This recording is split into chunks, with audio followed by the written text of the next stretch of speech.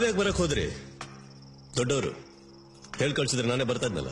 ಹೊರಗಡೆಯಿಂದ ಯಾರೇ ನಮ್ಮ ಊರಿಗೆ ಬಂದ್ರು ಅವ್ರನ್ನ ವಿಚಾರಿಸ್ಕೊಡೋದು ನನ್ನ ಕರ್ತವ್ಯ. ಏನೇನ್ ಹೆಸರು? ನನಗೆ ಹೆಸರಿಲ್ಲ, ಆದ್ರೆ ನನ್ನ ಉದ್ದೇಶಕ್ಕೊಂದು ಹೆಸರಿದೆ. ಅದಕ್ಕೆ ಕ್ರಾಂತಿ ಹೋರಾಟ ಅಂತ ಕರೀತಾರೆ. ಯಾವ ಊರು ನಿಂದು? ಇಲ್ಲಿಗೆ ಯಾಕೆ ಬಂದೆ? ಕಟ್ಕೊಂಡವರು ಬಿಟ್ಟು ಬಂದವರು ಇದ್ರೆ ಈ ಊರು, ಎದ್ರೆ ಮುಂದೂರು. ಊರೊಳಗಿರೋ ಕಾಡು, ಕಾಡೊಳಗಿರೋ ಊರು, ಅದೇ ನಮ್ಮೂರು. ಈಗ ಈ ಊರನ್ನ ಕಾಪಾಡಕ್ ಬಂದಿದ್ದೀನಿ. ನಿನಗೆ ನಿನ್ನದೇ ಆದ ಒಂದು ಹೆಸರಿಲ್ಲ, ನಿಂದು ಅಂತ ಒಂದು ಊರಿಲ್ಲ, ನೀನ್ ನಮ್ಮೂರ್ನ ಹ್ಯಾಕ್ ಕಾಪಾಡ್ತೀಯ? ಎಲ್ಲಿ ಎಕ್ಸ್ಪ್ಲಾಯ್ಟೇಷನ್ ಇದೆಯೋ ಅದೇ ನಮ್ಮೂರು. ಆಂಧ್ರ ಪ್ರದೇಶ್, ಬಿಹಾರ್, ಛತ್ತೀಸ್ಗಢ, ಜಾರ್ಖಂಡ್, ಮಹಾರಾಷ್ಟ್ರ, ಒರಿಸ್ಸಾ, ಒಟ್ಟು 14 ರಾಜ್ಯಗಳಲ್ಲಿ ನೆತ್ತರ ಕೋಡಿ ಹರಿಸಿದ್ದೀವಿ. ನೋಡ್ತಾ ಇರಿ, ಎಲುಬಿನ ಗೊಬ್ಬರ ಹಾಕಿ ರಕ್ತದ ಬೀಜ ನೆಟ್ಟು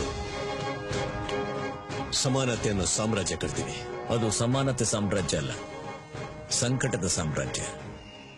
ಹಿಂಸೆಯಿಂದ ಕಟ್ಟೋ ಸಾಮ್ರಾಜ್ಯ ಯಾವತ್ತೂ ಶಾಶ್ವತ ಅಲ್ಲ. ಅದೆಷ್ಟೇ ಶ್ರೀಮಂತವಾಗಿದ್ರು ರಾವಣ ರಾಜ್ಯ ಒಳ್ಳೆದಲ್ಲ. ಇಡೀ ಜಗತ್ತು ಗೌರವಿಸೋದು ಗಾಂಧಿನ, ಹಿಟ್ಲರ್ನಲ್ಲ. ನನಗೆ ಗಾಂಧಿ ಆಗೋ ಆಸೆನೂ ಇಲ್ಲ. ರೋಡಿಗೊಂದು ಹೆಸರಾಗಿ ಸರ್ಕಲ್ಗೊಂದು ಸ್ಟ್ಯಾಚು ಆಗಿ ನಿಲ್ಲೋದಕ್ಕೆ ನಾರಡಿ ಇಲ್ಲ. ಬಂದೂಕಿನ ನಳಿಕೆಯಿಂದ ಸಮಾಜನ ಬದಲಾಯಿಸೋ ನಂಬಿಕೆ ನಂದು. ತಾವು ಬೇಕಾದ್ರೆ ನಮ್ಮ ಜೊತೆ ಸೇರ್ಕೋಬಹುದು.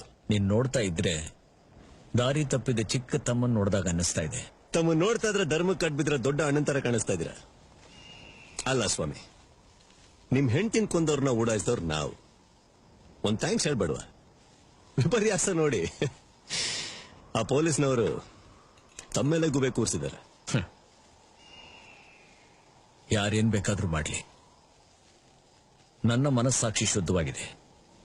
ಒಂದು ಸಾವಿನಿಂದ ಆಗೋ ದುಃಖನ ಇನ್ನೊಂದು ಸಾವು ಸರಿಪಡಿಸೋಕ್ಕಾಗಲ್ಲ. ಹಿಂಸೆಯಿಂದ ಹಿಂಸೆ ಹುಟ್ಟುತ್ತೆ.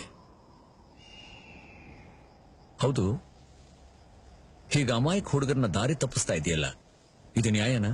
ಇವರೆಲ್ಲರೂ ಅಮಾಯಕರು ಅನ್ಕೊಂಡಿದ್ರ ತಾವು? ಒಬ್ಬೊಬ್ರು ರೆಪ್ಯೂಟೆಡ್ ಯೂನಿವರ್ಸಿಟೀಸ್ ಅಲ್ಲಿ ಡಬಲ್ ಡಿಗ್ರಿ ತನಕ ಓದ್ದವರು. We are all well qualified people, ತಿಳ್ಕೊಳ್ಳಿ. Not brutes. ಎಲ್ಲರೂ ಒಂದು ಸಿದ್ಧಾಂತಕ್ಕೋಸ್ಕರ ಹೋರಾಡ್ತಾ ಇದೀವಿ. ಮನುಷ್ಯನ ಕೊಲ್ಲೋದಕ್ಕೆ ಸಿದ್ಧಾಂತ ಬೇಕಾ? ಡಿಗ್ರಿ ಬೇರೆ ಬೇಕಾ? ವಿದ್ಯೆ ಇರೋದು ಮನುಷ್ಯನ ಕಾಪಾಡೋದಿಕ್ಕೆ, ಕೊಲ್ಲೋದಕ್ಕಲ್ಲ. ಸಮಾಜನ ಸರಿಪಡಿಸೋದಕ್ಕೆ ಬೇಕಾದಷ್ಟು ಒಳ್ಳೆ ದಾರಿಗಳಿದೆ. ಆದ್ರೆ ನೀನ್ ಹೋಗ್ತಿರೋ ದಾರಿ ಸರಿಯಲ್ಲ. ನೀವು ನಿಮ್ ದಾರಿಲೇ ಹೋಗಿ, ನಾವು ನಮ್ ದಾರಿಲಿ ಹೋಗ್ತೀವಿ. ಆದ್ರೆ ತಿಳ್ಕೊಳ್ಳಿ, ಕಡೆಗೆ ಗೆಲ್ಲದ್ ನಾವೇ.